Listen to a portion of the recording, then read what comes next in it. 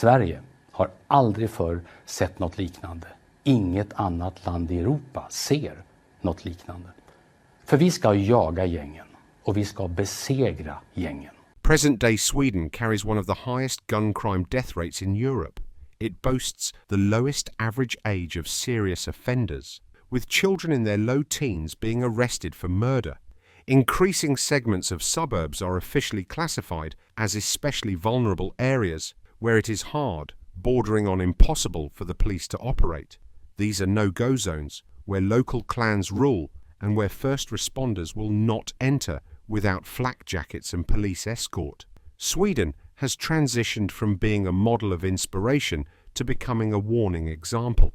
The Swedish government has called on the military to assist the police, and it has even come to the point where the governor of the Bank of Sweden, Erik Thedéen, said that the growing problem of shootings and bombings is so serious that it risks damaging the country's long-term economic growth, while the deterioration in physical security is causing Swedish nationals with entrepreneurial skills to leave the country.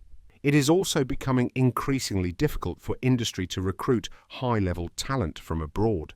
These problems are amplified by a deterioration in the quality of education that has resulted from increasing ethnic disorder and outright violence in schools.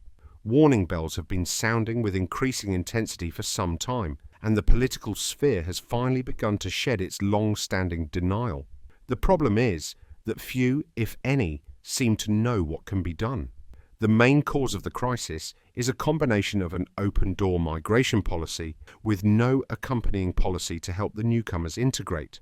The consequence has been the emergence of neighborhoods where almost all residents are immigrants, where unemployment rates are very high and where the children of immigrants go to schools where no other children, often not even teachers, are proficient in Swedish. This has served as an incubator for crime, as gangs take over where society fails. The number of immigrants to Sweden reached an all-time high in 2016, but it remains at historically high levels.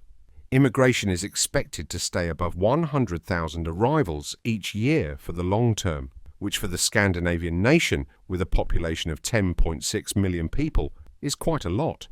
Having been long in denial, even the Social Democrats have now released a report of their own, recognizing that 2 decades of excessive immigration and failed integration have produced a national crisis.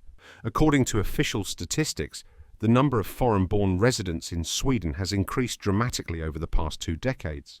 Out of a population of 10.61 million in 2022, a total of 2.14 million were registered as foreign-born, more than double the number in 2000.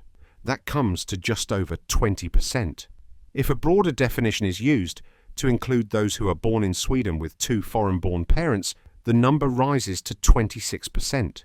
Even if the government were to close the door completely on further immigration, which is clearly not going to happen, the share of foreign-born residents will likely still increase. At a casual glance, these numbers need not be taken as evidence of a dark future ahead.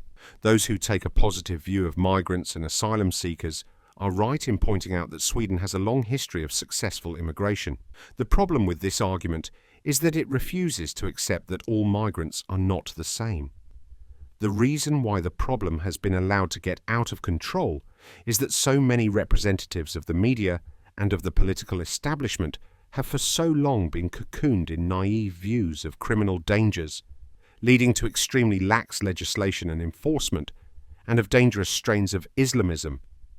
While virtually all Swedes were Christians from the 12th to the early 20th centuries, that share has fallen to less than 60% today. In his comments to the Financial Times, Mr. Thedéen notes that one of the greatest Swedish assets during the good years was a strong element of trust, both between people and to the authorities. He is now concerned that this could be challenged if gang violence is not dealt with properly. However, the non-socialist coalition government that came to power after the September 2022 election is busy creating legislation to tackle the crisis. In the words of Justice Minister Gunnar Strömmer, the ambition is to achieve a systemic change, where a long-standing focus on rehabilitating perpetrators is replaced by a clear focus on victims. If you found this video insightful, don't forget to like, subscribe, and hit the notification bell so you don't miss any uploads on similar subjects.